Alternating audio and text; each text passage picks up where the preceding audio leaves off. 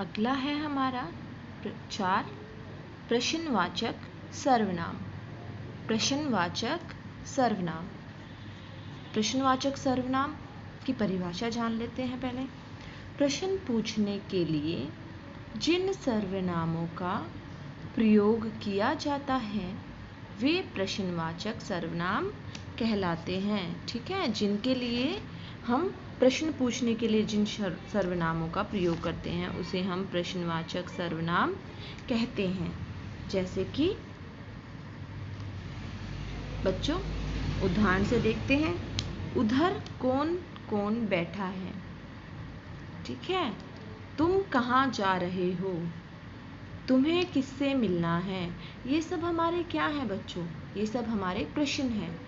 कौन, कहाँ, कब, किससे, क्या, किसके, यह के किसके लिए है, ये सब हमारे प्रश्नवाचक सर्वनाम होते हैं। ठीक है, जिसमें प्रश्न पूछा जाता है वो हो गए हमारे प्रश्नवाचक सर्वनाम। अगला है हमारा संबंधवाचक सर्वनाम। संबंधवाचक सर्वनाम। संबंधवाचक सर्वनाम कौन से होते हैं बच्चों?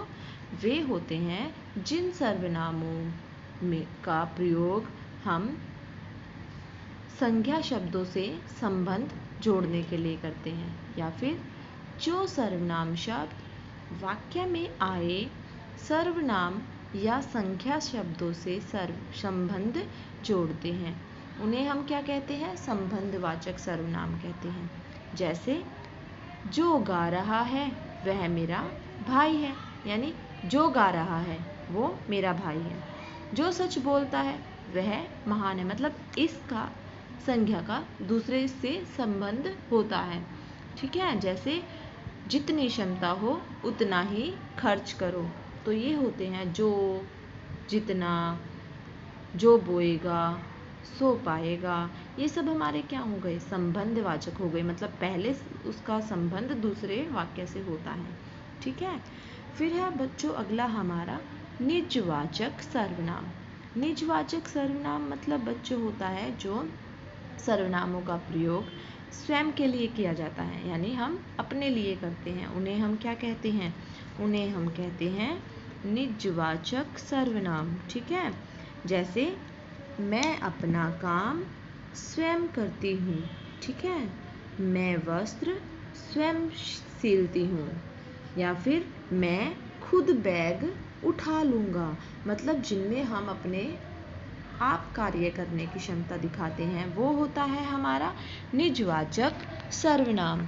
ठीक है, वो होता है हमारा निजवाचक सर्वनाम। तो ये थे बच्चों हमारे सर्वनाम व उसके भेद। ठीक है, अभी एक बार फिर से सर्वनाम की परिभाषा पढ़ लेते हैं, एक बार रिवाइज कर लेते हैं। सर्वनाम किसे कहते हैं? सर्वनाम किसे कहते हैं?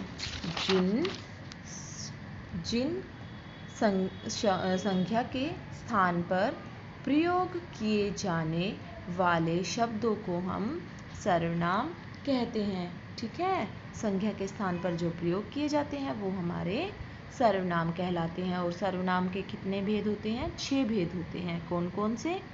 पुरुषवाचक, निश्चयवाचक, अनिश्चयवाचक, प्रश्नवाचक, संबंधवाचक व निजवाचक। जो पुरुषवाचक सर्वनाम था उसके भी हमने 3 भेद पढ़े हैं। एक होता है कहने वाला, एक होता है सुनने वाला और एक होता है अन्य व्यक्ति। जो कहने वाला होता है उसे हम बोलते हैं उत्तम पुरुष, जो सुनने वाला होता है उसे हम बोलते हैं मध्यम पुरुष, और जो अन्य व्यक्ति होता है उसे हम बोलते हैं अन्य पुरुष। ठीक है बच्चों, ये थे हमारे सर्वनाम व उसके भेद। आशा है आपको समझ में आ गए होंगे। तो आज के लिए इतना ही बच्चों, धन्यवाद।